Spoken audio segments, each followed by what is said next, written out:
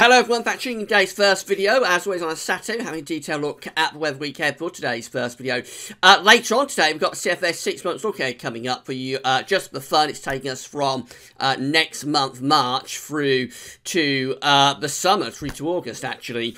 So it covers the full spring and summer period. But I'll be with you around 4 or 5 o'clock, and then I'll probably finish everything off by having a look at the midday runs of the computer model, similar to what I did last night in terms of a chance of some really cold weather. Now, I have to talk about this cold weather because models are still, or some of the models are still, suggesting the chance of a very cold easterly setting up.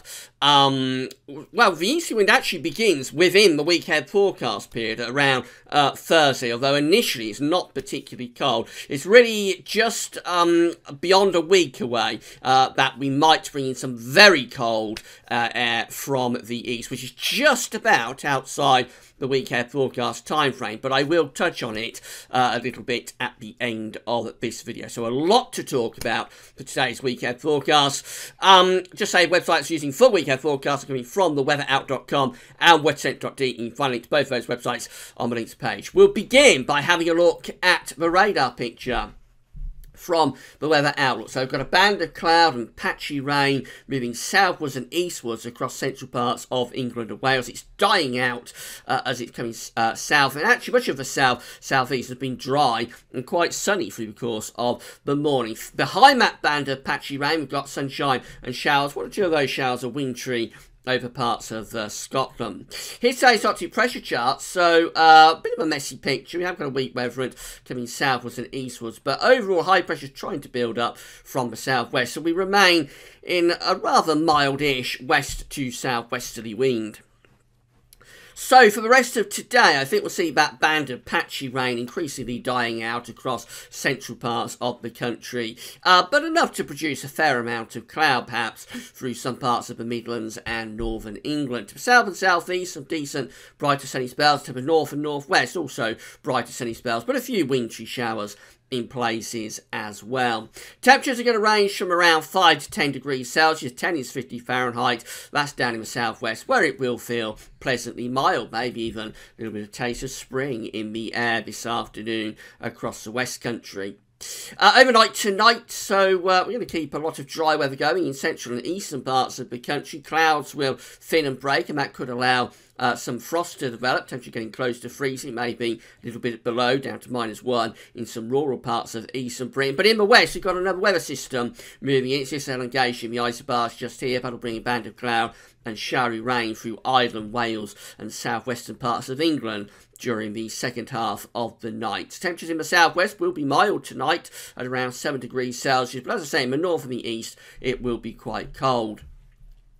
On Sunday, we're building up this little bit of a ridge of high pressure from the southwest, but there's a warm front pushing it across the country as well. So Sunday is going to start bright, but probably quite cold across eastern parts of the country, maybe with some frost. Central western areas will be cloudy with outbreaks of mainly light rain and drizzle, and that's going to spread across the country through the course of the day. Quite a cloudy day coming up, but the rain and drizzle will turn increasingly patchy in nature as it pushes eastwards. However, by the second half of the day, probably a heavier pulse of rain starting to return to parts of Ireland, Wales and southwestern England. That could be quite persistent rain setting in during the course of Sunday afternoon and evening. Temperatures in the east still quite cool at around 7 or 8 degrees, probably about average you would say, but in the west it'll actually be turning really quite mild, with temperatures across parts of Wales and southwest England possibly reaching 11 or 12 degrees by the end of Sunday afternoon. And then on Monday, we've got a very mild day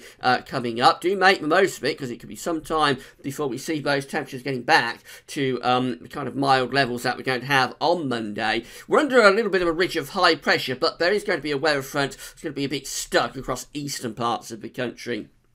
I suspect we'll start Monday with a lot of cloud and probably light showery rain and drizzle. Most of that will move away, but we could keep it clinging on to the east coast of particularly East Anglia through much of the day. Elsewhere, I think we'll brighten the skies, we'll lift the cloud up, be some sunny spells coming through, and temperatures are going to get to very mild category, really, ranging from around 8 to 13 degrees Celsius. A definite taste of spring in the air on Monday. But as I say, make the most of it, because I think it'll be some time before we go back to those sort of temperature levels. On Tuesday, high pressure is dominating the weather, but its position, generally centred a little bit to our northwest, will allow cooler air to start to move in from the north. We've still got a weather front that's lying across eastern parts of the country, really out into the North Sea, but it might just affect those eastern coastal counties with more in the way of cloud and little bits of light rain or drizzle. But otherwise, plenty of dry weather on Tuesday with decent sunny spells. I think we may have some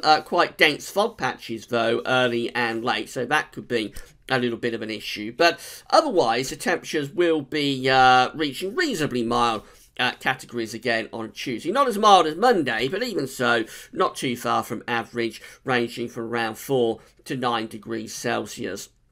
Very quiet weather, but at least it will be mild. We go through into Wednesday, and that high pressure is dominating, whether it's centred over top of the country by this time. I think we probably start off with a widespread frost on Wednesday morning, and there could be some dense fog patches around as well. Otherwise, it's another really quiet day, nothing much happening. Almost universally dry, I would have thought, across the country, except maybe still a little bit of patchy rain down the east coast. But otherwise, I think we're looking at a dry day on Monday, on Wednesday, I should say, with sunny spells. Temperatures will be a little bit lower again, so ranging from around, say, 3 to 8 degrees Celsius. That's about bang on where you would expect them to be on the 21st of February. Now, by the time we go through to Thursday, we're beginning to move that high pressure to Scandinavia. So we're starting to get the wind turning into the east. This will be a cold wind, but at this point, it isn't particularly cold. The real cold air is a long way to our east and northeast. So firstly, we'll probably bring a band of cloud and, I would have thought, mainly light drizzly bits and pieces of rain across the country through the morning. Perhaps it's moving from the east to the west, interestingly, and then behind that, brighter skies will follow, but also it'll start to feel colder, especially to the south and the east, as this easterly wind begins to pick up. And actually, that easterly wind could start to drag in a few snow flurries to eastern coastal counties by the end of Thursday afternoon. Temperatures in the south and the east probably no better than around 3 or 4 degrees, and it'll feel colder than that as the easterly wind starts to pick up. In the north and west, still reasonably mild there, temperatures around 6 or 7 degrees. And then through into Friday, well, the high pressure is strengthening over Scandinavia. The wind is in from the east or the southeast.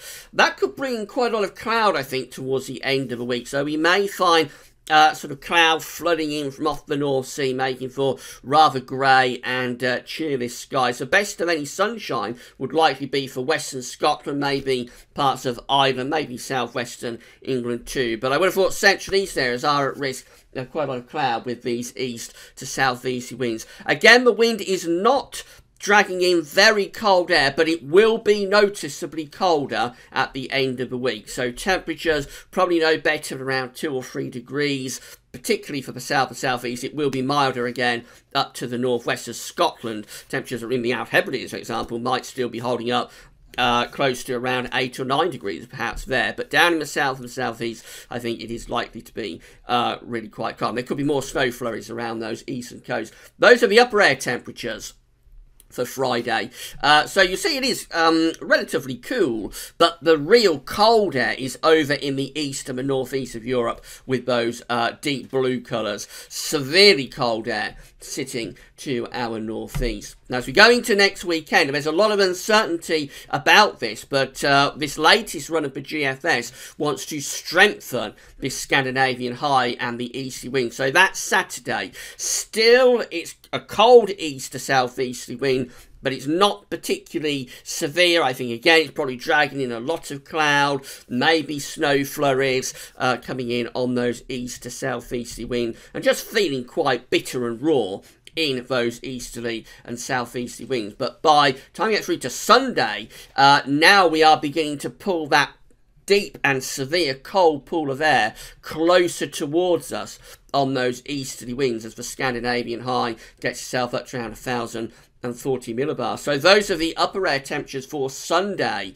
on this latest run of the GFS. Notice severely cold air is beginning to push in from the east into England and Wales. So by Sunday, by the end of next weekend, if that's right, we're looking at temperatures staying below freezing all day and an increasing risk of heavy snow moving in from the east. And then as we go into the following, I shouldn't be showing you this, but as we go into the following week, the weather just gets more severe, actually, with these easterly winds bringing in exceptionally cold air from the east. It's been a long time, many, many years, probably have to go back to February 1991 since we've seen anything as severe as this. And do bear in mind, it's a long way out, so it might not come off, although the actual initial easterly wind in Scandinavian High begins as early as around Thursday. So, but it's nothing to say, but because the east wind begins on Thursday, it's nothing to say that we will develop this into